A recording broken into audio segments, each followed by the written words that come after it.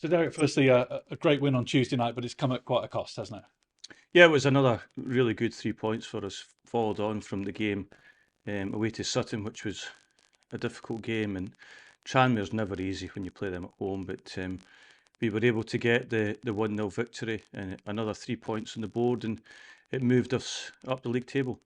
So, you've got a number of suspensions and a number of injuries. Just run through them quickly for us. Who's not available, definitely? Well, definitely not available. Are Connolly, Widow, and Mayer. Donald Love is doubtful. Jake Taylor is definitely out, and Stuart Moore is definitely out as well.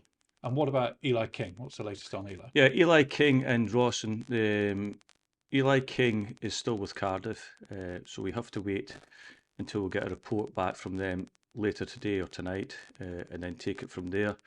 And Rawson, we're assessing him again before Saturday's game. Tuesday night showed that you did have the depth during the game to cope. Do you have the depth with the suspensions and the injuries to cope with the full 90 minutes? Yeah, I mean, we've got one game, obviously, to go over it. We've got three players that will come back into the equation on Tuesday night through suspension, but we have to navigate the game on Saturday first. But as an old chairman of mine used to say down at Plymouth, he said you'll need 11 players on the pitch. So we've got 11 players. We've got 11 players that are more than capable of performing well. So, it will be quite a relatively unfamiliar lineup. You've done very well, haven't you, in terms of the numbers of players you've had to use? That will change a bit on Saturday. Yeah, it might, but we've got players that have already played this season that will come into the equation on Saturday, performed really well, and had some game time. How pleased were you with the manner of Tuesday night's win? You know, it was a tough game, wasn't it? You come out 1-0 with an own goal. A lot of people saying that's the kind of win you need if you're going to be in contention. Yeah, I mean, this is the thing, we've obviously changed the mindset of the football club very quickly and the supporters, and we've changed the mindset because we've put together a very good youthful side, and now the supporters are thinking of higher up the table, and that's a good thing, because it shows how good a work that we've been able to put into the players, and the players have responded and they've taken it on board. And we go into the game off of Tranmere, a difficult match because Tranmere are a fantastic, football club, got a really good squad, probably not in the position they deserve to be at this moment in time. But we overcame them by being very good in the first half. I thought that the way we controlled the game. They then in the second half, later in the game, pushed us after we got the first goal. But I thought we managed the game very well towards the end. Wimbledon lost on Tuesday night at home to Accrington. How do you see that challenge then?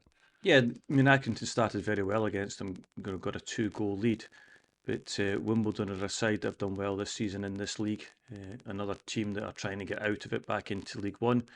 But we are at home. I've got a very good record. It shows how quickly football changes. Last week I was speaking to Stuart Moore, I think, about how he'd made the number one position in his own. Mm.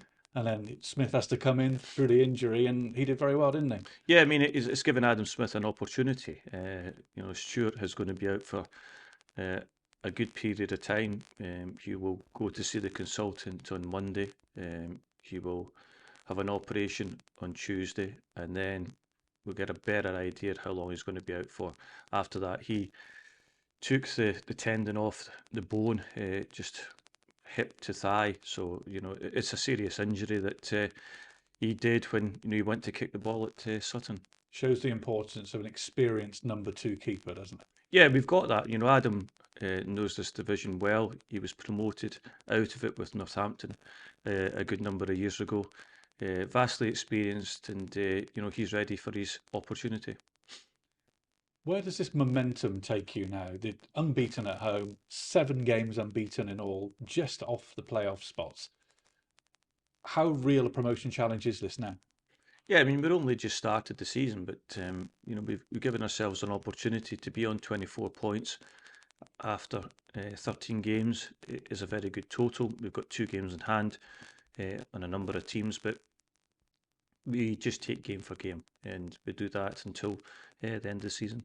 Do you make any comparisons in your head between this squad and where you are now and the promotion season of 2021? I think you've always got to do that. I think that, I always look at squads that I build, and You know, when I've come in before, I've had to change the squads about a bit because other managers have had their players in. I try to get my players in because of the style of player that I use, and it's when you get them all together and get that pre-season, it really helps you. I remember when you first came back, I think you were really singing the praises of that promotion squad, weren't you? Do you see parallels? Is this, I know it's a new squad, but are they approaching that level of 2021? Yeah, we still have to add to the squad just to give us that little bit of competition for places come January time. But I do believe we've got the makings of a very good squad, similar to the one that we had in the promotion season. Get money for your old phone, MazumaMobile.com.